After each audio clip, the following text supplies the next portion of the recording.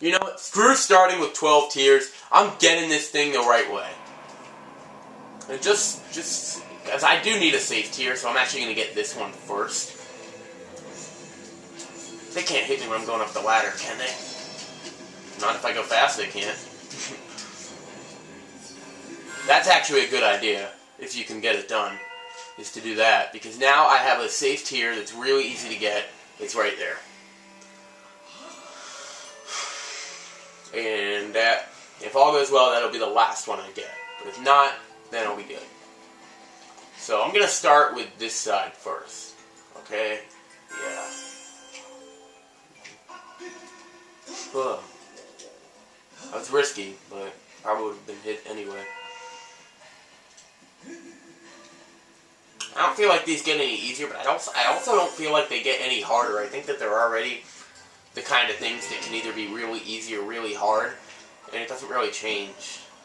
In fact, this one I feel like it's easier to outrun them than it is in some of the other ones.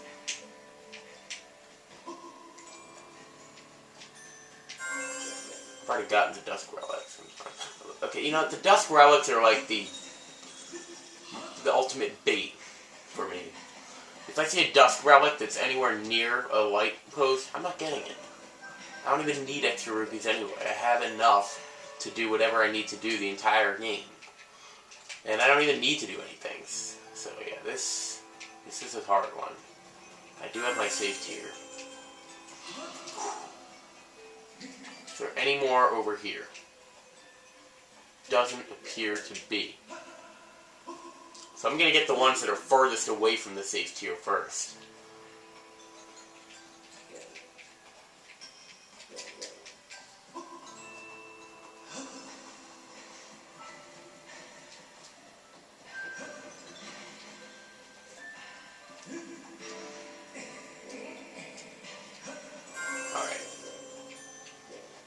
So let's go over here. We didn't actually get this one last time at all. Well, that looks like a pretty safe tier. So I'm actually not going to get that, and I'm going to get that just in case I fall in the water. I mean, I fall in the water. So if you always fall, a very good idea that I just did. If you always fall in the water here, well, that's not good. Although it didn't matter. I probably just should have done that in the first place. If you always fall in the water there, well, you better not do it now. Oh, jeez. Okay, just...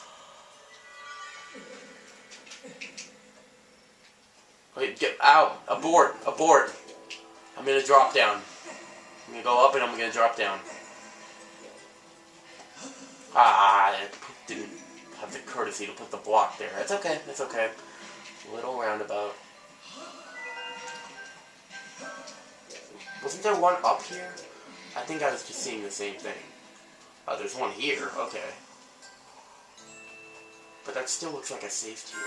I have my safe tier, which is the safest one in the game. Not in the game, but in this section. So this is the more efficient way to get that, if you ask me.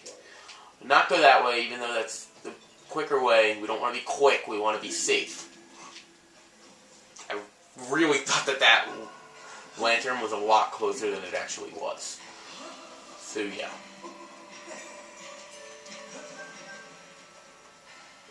You know what? These things are heart-wrenching and like heart-pounding. They're also one of the funnest parts of the game. I'm keeping that one out because the other one might be too far away. No, when I got that one, that started the whole chase that led to my end last time. I need a tier. I need a fruit. Yeah, here we go. I do need a tier also because I think it's, what is it? It's either, is it 90 or 120 until they get you? Yeah, I think it's 120. No, it's only 60, I think. So we need one, yeah.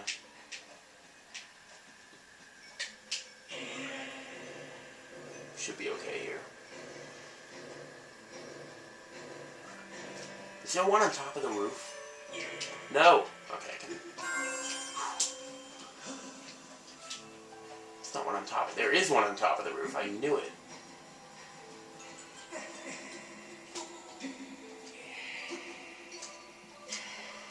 By the way, did you hear the little remix of Skyward?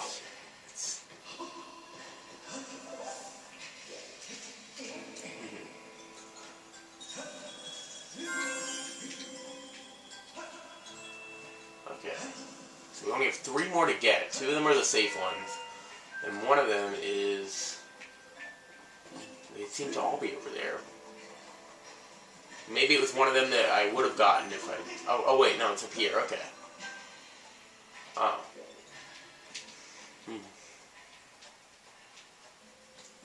I haven't even been caught once, have I?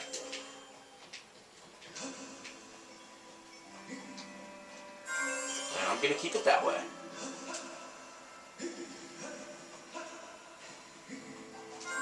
That was pretty flawless. I suck at these.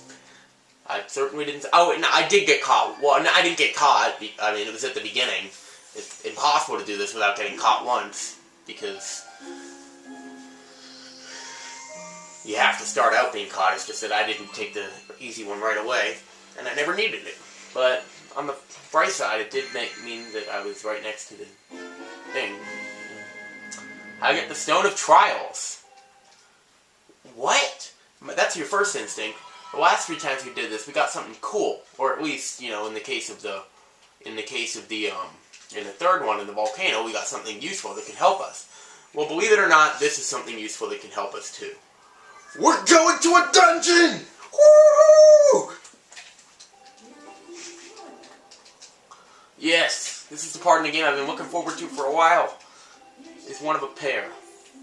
Now, do you remember way back at the very beginning of the game when, you know, that guy talked about that statue and the thing? I hope you remembered that, or at least you've seen it before. But yeah, this goes somewhere on Skyward. Apparently the new Zelda games still do have some cryptic stuff. I wonder if Link Between Worlds will have it, because Link to the Past is probably the most cryptic stuff, as I said. But I actually got lucky on most of it, so... So yeah, this is a new video. We're only 7:24 in. Let's do it.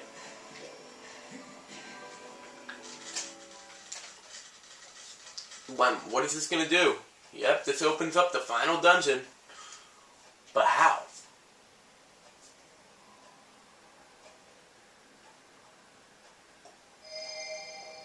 Let's look like Big Red Rupees. And Big Red Rupee actually is a thing. It's from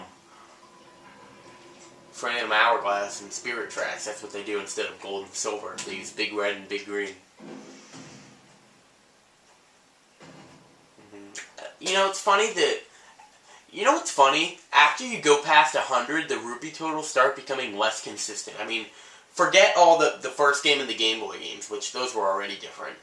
But, like, all the other ones. Green is 1, blue is 5, yellow is 10. Yellow's only been 2, but still, yellow's always been 10.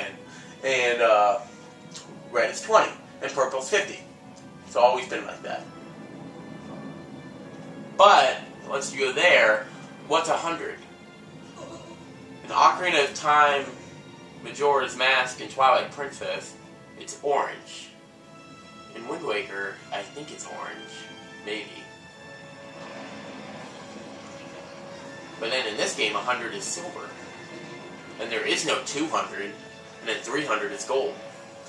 Whereas in Twilight Princess and Ocarina of Time, 200 is silver. This is one of the coolest things ever, by the way. And this is what it's going to lead to, in my opinion, the greatest last dungeon in series history. So when you think about... So this is where we get the Triforce. Yeah, we do have to beat that demise. So we're actually not going to fight the final boss in here. This is just where we get the Triforce.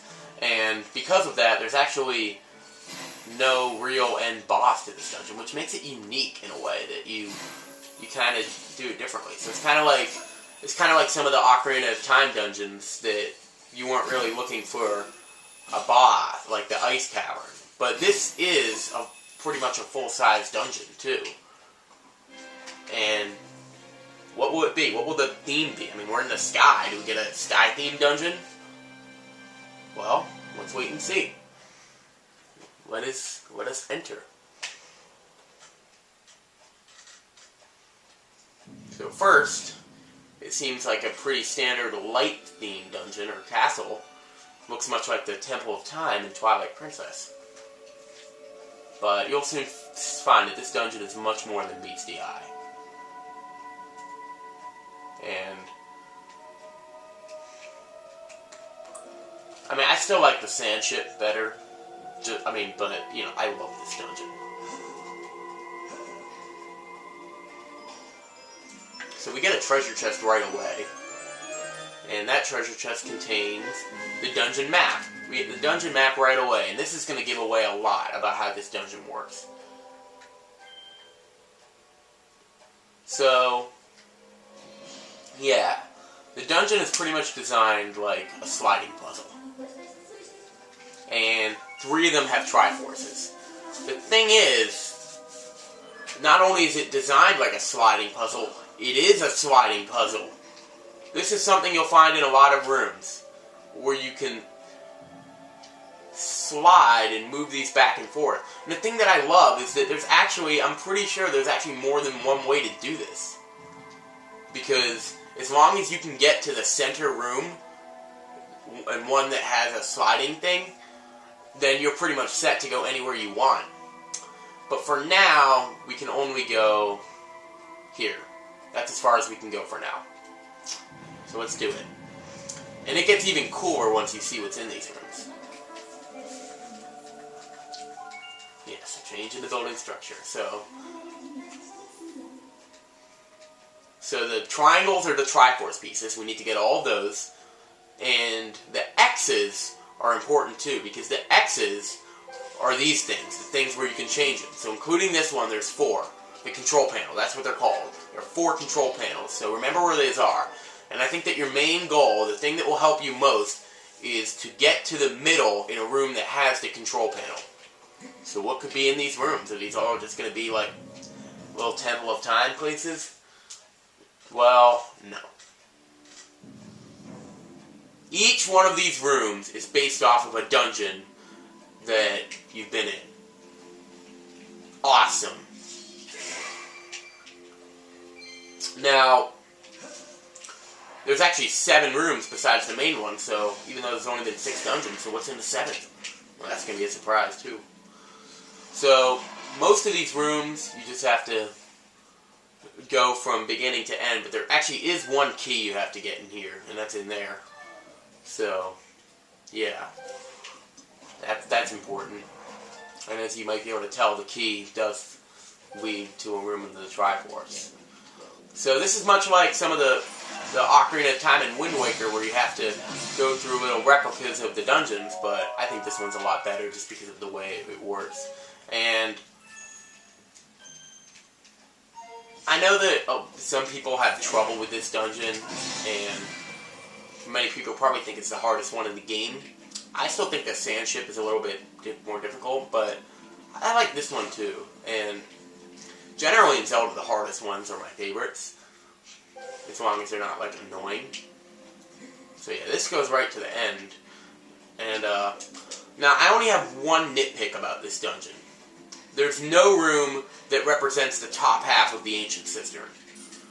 There's a really cool room that represents the bottom half, but in the top half, there's not really one. So they kind of just mixed the Skyview Temple and the Ancient Cistern together. See? We were in Skyview, but now this is kind of more like the Ancient Cistern. And, well, it looks nice, and they didn't really... Oh, wait a minute. Oh, no. And they didn't really, like, just... At least they didn't forget about it entirely. There's no water at all. So I guess some things never change Ocarina of Time. So yeah. And as you might guess, we are going to have to use all of our items here. So the whip gets to make a comeback. I mean, you do use all these items. I think the main thing is just that you don't use them when you're not required to. Like, the ball and chain, there might have not been that many uses for it, but you could use it, like, if you're not, when you weren't required to, if you wanted to, like, take care of some enemies or something. I think we have to go up a little bit. Okay. you do realize the similarities to the Ancient Cistern and the Skyview Temple. They're both in the same place, and they both allow get you swinging. Whoa. Okay. Ah, some things never change, do they? Oh, Jesus. Okay, we got it.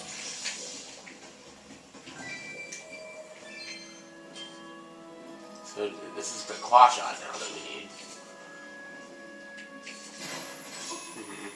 So I guess this is what the Ancient Cistern would be like if the whole thing was on the top and it wasn't a water-themed dungeon. So this is like your more I don't know. It's really cool. It's a hybrid.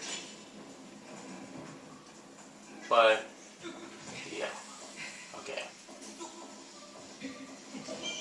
We have to go to the top of this? No, we can't go to the top. We have to probably find something else to flash out on.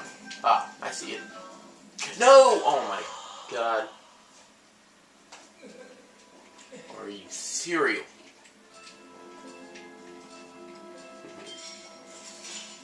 So, I think that we can count a dungeon as ingenious as this, like the whole sliding puzzle thing, as a new feature. Because,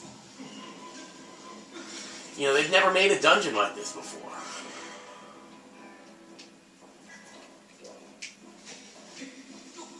And, okay, where's the thing? I know where I have to go. Okay, you know what? I should just take care of that thing. Can you beat that with the bow? An arrow, the bow. You don't hit things with the bow, you hit them with the arrow. I know how you're supposed to kill it, with the whip. But the bow should be able to, an arrow should be able to take care of anything. Yeah. Okay, you can do more than I think. Of course, because we have the golden one, it's shooting super fast. It's not that big of a deal, but it's still cool. Alright, there. Okay. Oh, great, another one of these. And look who we have. So, now, back to using the beetle. So this is where every item in the game gets one last chance to prove to you that it's useful. The beetle has already done its job. So, it's just strengthening its case, but... Oh.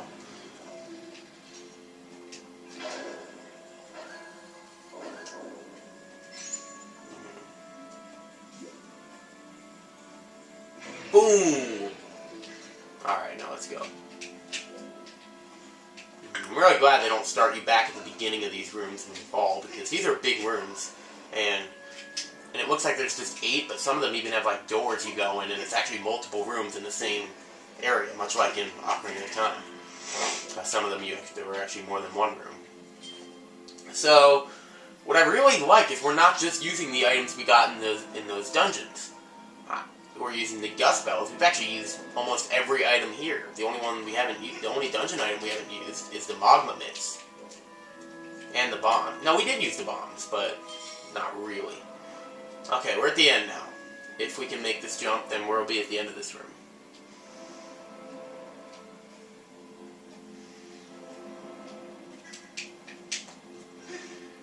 Yes. Alright. So, do we have something here?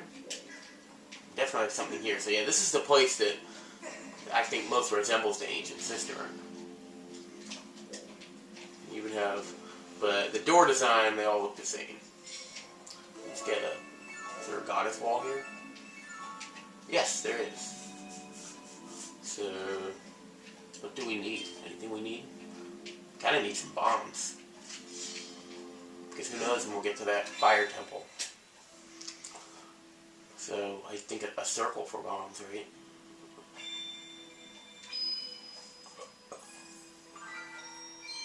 Oh, you thought that was a hexagon, and that's why they were rubies?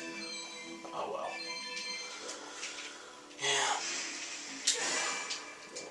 I hope that if in Zelda on the 3DS they can make a goddess wall thing. It would work a lot better, because Phantom Hourglass, when you had to draw to warp yourself, was actually really good at recognizing the shapes, and other places in the game when you had to as well. So yeah, that's going to be the end of this episode.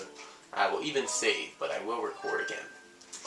So bye. In the next episode, we will continue the Sky Keep